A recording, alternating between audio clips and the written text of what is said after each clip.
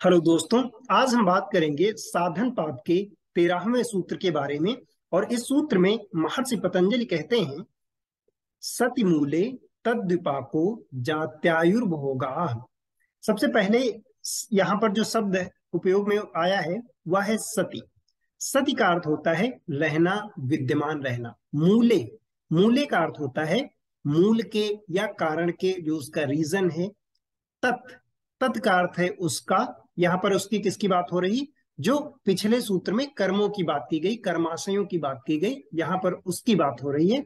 विपाकः, विपाकः का अर्थ होता है, विपाक का मतलब होता है परिणाम। और फिर बताते हैं वो कौन से परिणाम है। जाति, जाति का अर्थ है यहाँ पर जन्म से। जो ये जन्म है, फिर इसके बाद फिर से जन्म होगा और फिर उसके बाद जन्म होगा, तो ये जो बार बार जन्म लेने की प्रक्रिया है, इसको यहाँ पर इन्होंने जाति कहा है।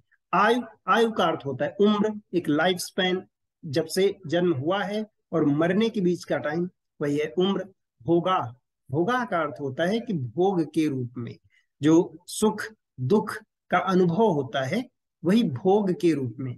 तो पूरे योग सूत्र को अगर एक साथ देखें तो इसका अर्थ हुआ सतिमूले, मूल के विद्यमान रहने तक या कारण के विद्यमान रहने तक। और कारण क्या है यहाँ पर? कारण है क्लेश। तो इसका अर्थ हुआ कि कारण के विद्यमान रहने तक, के क्लेश के विद्यमान रहने तक, तद्विपाको, उसका परिणाम, उसका किसकी? जो कर्माशय हैं, हमारे जो कर्मों के फल हैं, जो हमारे कर्मों का समूह है, उनका परिणाम कैसे मिलता है? जात्यायुर्भोगा, जाति, आयु और भोग के रूप में मिलता है।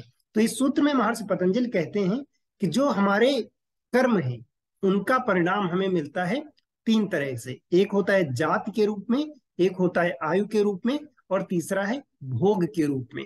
और इनका मूल क्या है? मूल है इनका क्लेश। तो कह रहे हैं कि जब तक कारण रहेगा तब तक हमें वो फल मिलते रहेंगे।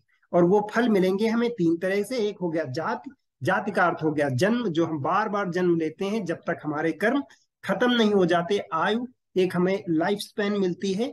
और भोग, और उनका एक परिणाम मिलता है। अगर हम अच्छे काम करेंगे तो उनका अच्छा परिणाम होगा, अगर हम बुरे कर्म करेंगे तो उसका परिणाम हमें दुख के रूप में मिलेगा या परेशानी के रूप में मिलेगा।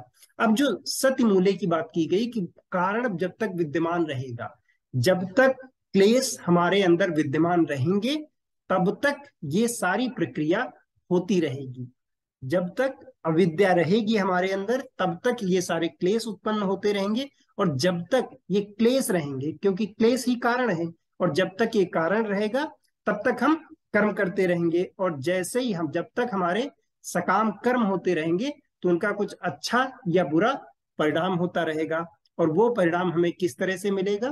वो जाति के रूप में मिलेगा, अगले जन्म के रूप में मिलेगा, और उसमें एक हमें उम्र मिलेगी, उस उम्र के रूप में मिलेगा, और भोग के रूप में मिलेगा।